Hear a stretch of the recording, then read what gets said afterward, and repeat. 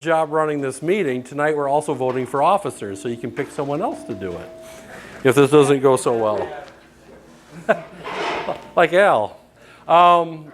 So do we have, wait a minute. Yeah, Bill, thanks. Is Dan Johnson here? I don't seem to, okay. So in the coming slides we have a little bit of our treasurer's report, mostly from the last re-up dinner that we had recently. We're going to talk about what's been happening around the stations, and then get into new business, which tonight are officer elections. We're going to talk real quick about WWV shutdown. I just heard about this myself, and so I'd like to open it up to the floor if anybody else and what they've heard about the prospects of it happening and whatnot. Few items that we need to get done around the stations or we could use help with, and then the last thing of note is that there is a contest coming up, a short contest I'll talk about a little bit later, that's coming up in January that I'd like to see how much interest we could get in that. And then when we're done with the meeting, Larry's going to talk about technology of the Cold War. So.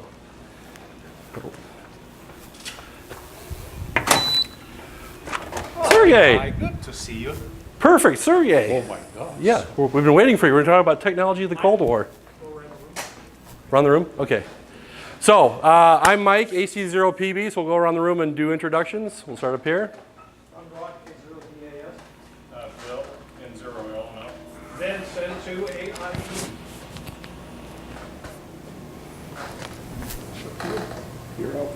Oh, Dave, WA0ZZ George. Dave, WA9 HBC. KB1 CB, 0 Ron, 80-0EH. Dave, NN0S. Paul, WB0 retired Collins guy. Larry, K0NTN. Gary, K0GT. Al, KA0 IES. Bob, WM6H, I'm keeping the 6. Joe, WB0YFL. Al, WA0JYF. Gary, W0YY. Dan, WB0FK. Larry, WA0FDH. Greg, KC0SDN. Jeff, W0OES. Larry, K9HHK. Greg, ED6 UCE. Daniel, WA6KRM. Sergey, W0 Radio. Christopher Goldwell, KC0YW. All right, excellent. Thank you. I think it's pretty much. Oh, I'm sorry. My apologies. No, I thank you. Anybody else that I overlooked, either intentionally or unintentionally? Okay. So we'll come to the financial report as it stands tonight, or as I know of it right now. This is the cost of our dinner, of what our annual re-up dinner was cost. We collected a little over $1,100, and so our proceeds from the dinner was a little over $400. Dan's received $260 dues by mail, so the total deposit was a little over $1,300. And the total proceeds, deposit minus dinner payment, is as you see it right there.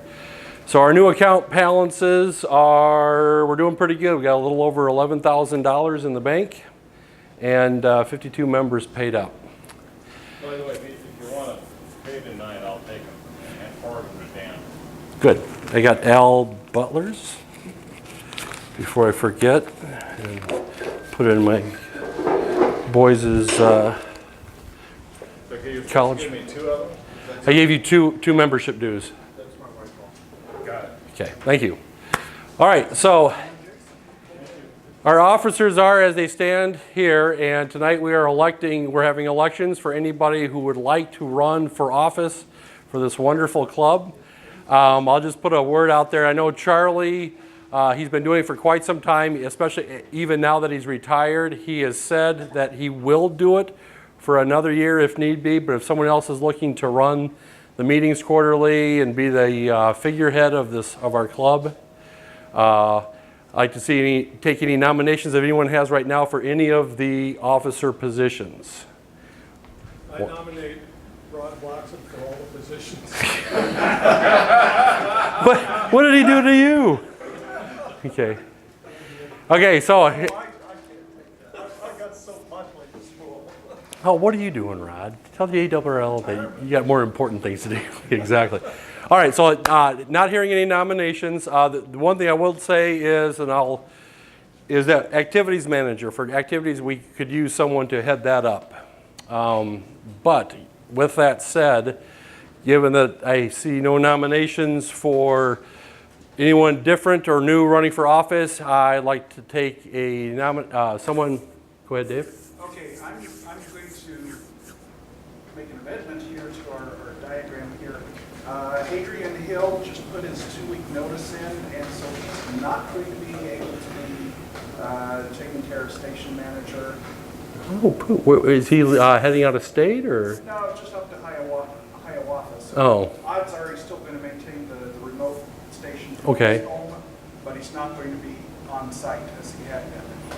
Okay. No, thank you. And I will suggest my name for N0CXX station manager.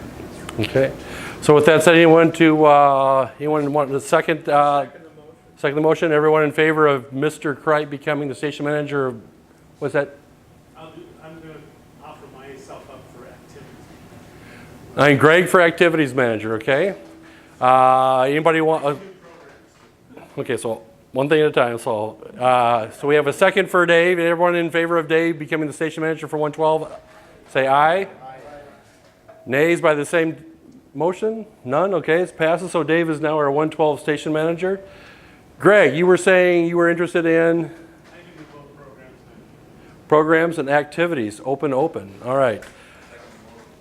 Mr. Woods seconds the motion for Greg for both programs manager and activities manager. All in favor? Aye.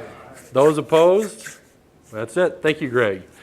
So we now have Greg in charge of programs and activities, and Mr. Kripe will be overseeing Building 112 station. Thank you. The rest of the officers will stay as is. With that said, if there's anyone who would like to become involved, give myself or Greg or Charlie an email and let us know. And if you'd like to get involved and take over one of the roles here, the more the merrier. So, all right, next one, Chris. Thanks. All right, so this is something here that I didn't find out until Charlie told me about it. Apparently, NIST has, and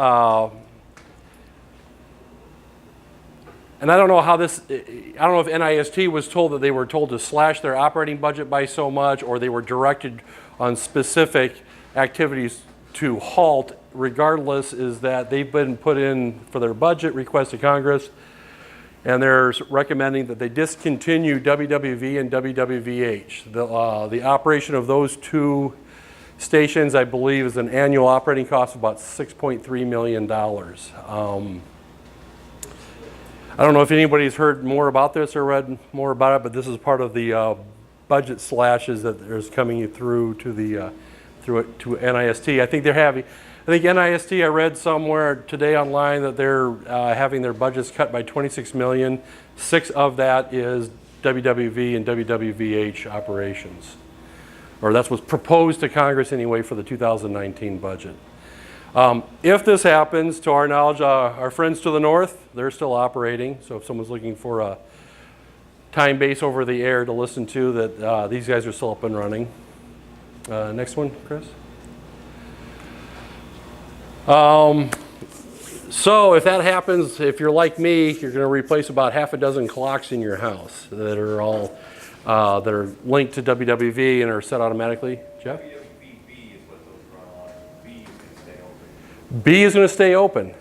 Thank you. I did not know that. What's the difference between V and VB? VB is on 60 kilohertz, is it? That would make a lot more sense of why those little bitty clocks are receiving that so well off of such as, okay.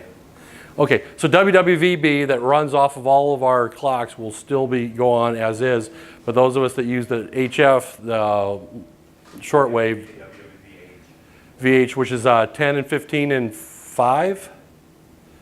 I know 10 and 15 for sure. And 2.5? Okay. A little known fact, I think it's either the 5 time, and the 10 megahertz signal comes off of the college transmitter too. Does it? Okay, so I'm curious, Rod. So the Voice of America that disseminated their big quarter of a megawatt carrier AM transmitter in California. The way it goes when an asset of the federal government goes out of service, they first see if any other agencies want it, and if they don't, do they put it up for auction? Or my point is that this transmitting equipment, do you know much about it? Would it be, if this happens, then is there anything we might be interested in? Well, yeah, I think if it goes the way that VOA station did, it goes to the GSA after they look and see if any other government agencies want it. Then Okay. the GSA has a process they go through for disposal or selling it to industry. Okay. I mean, it's conceivable these facilities could be bought by a contractor and operated, for the government. Yeah, okay. Things like that are still Sure. possible. Gotcha. Okay. Oh, thanks. Al. This is maybe in the realm of conspiracy theory, but I'm on a mailing list from ham radio, independent mailing list. Uh-huh. And they were thinking that maybe this is fake news. Has anybody verified that this is actually happening?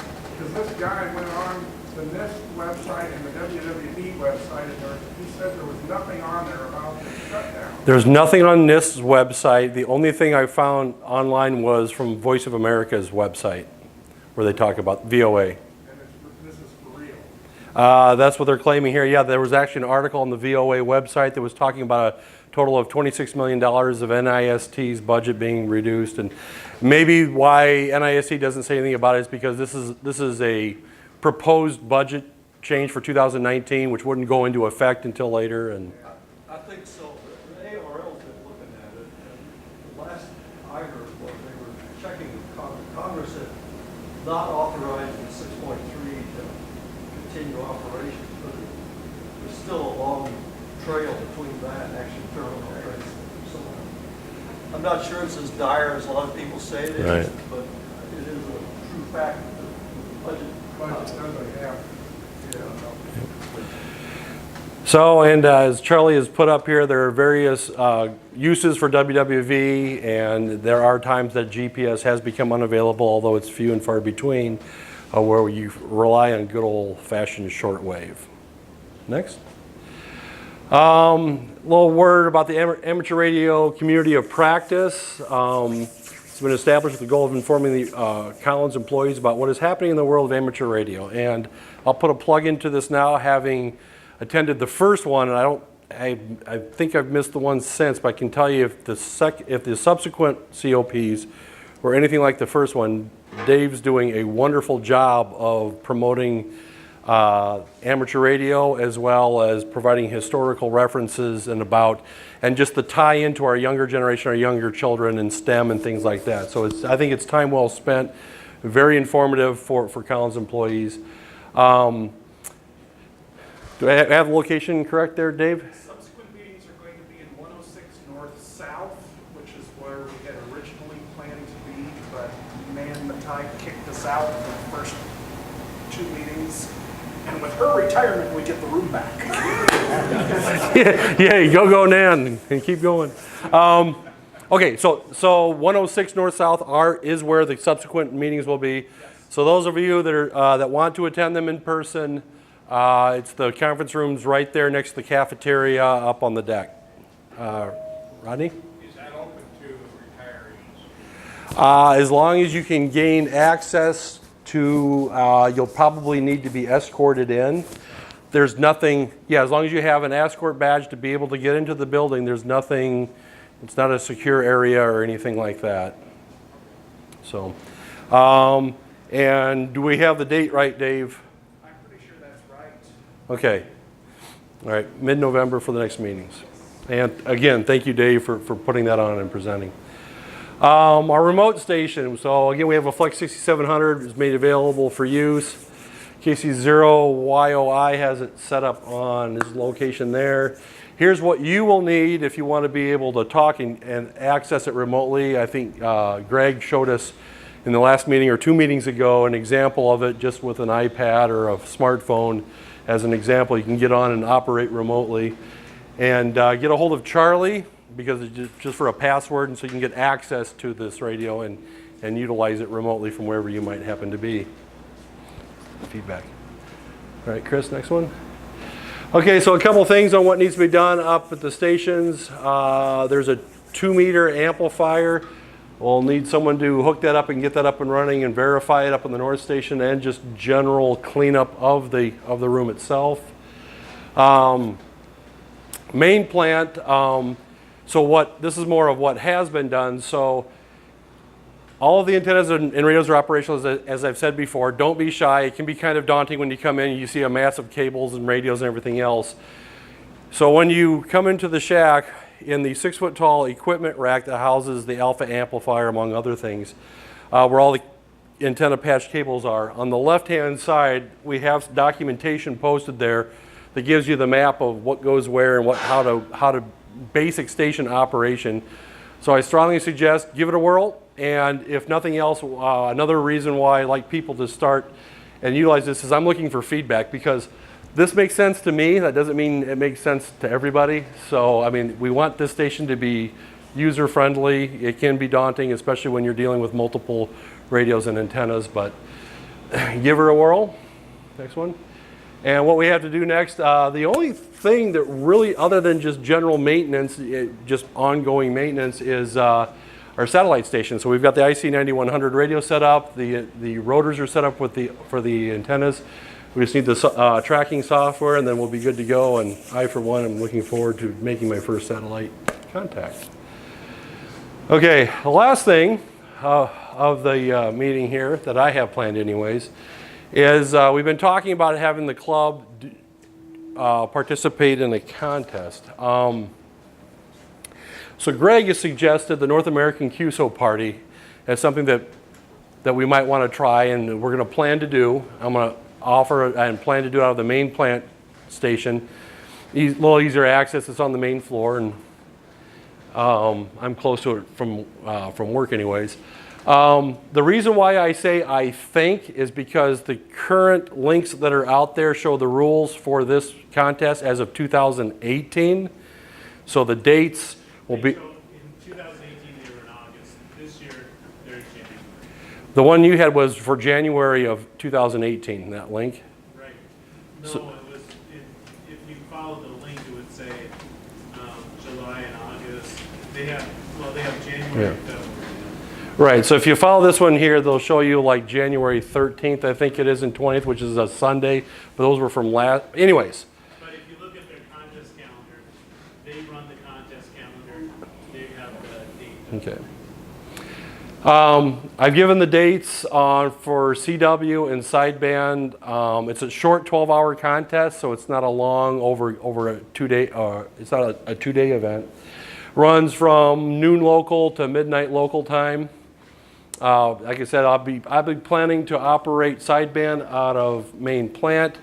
If we have enough operators, we can run multi-2 if we want. Run 2 transmitters simultaneously on different bands with multiple operators.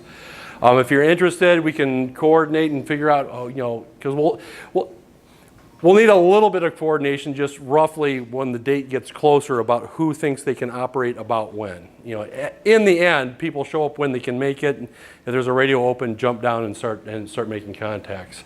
It's a fun, quick little contest, and so we'll give more information as the date gets closer. We do have another club meeting the Tuesday prior to this, so we can give updated information at that time.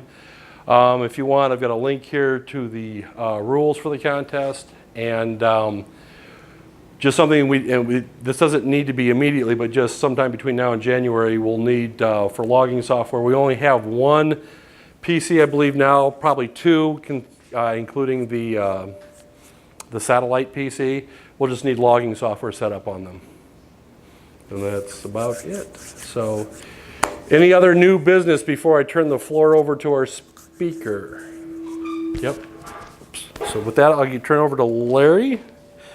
Mr. Pinkston will talk about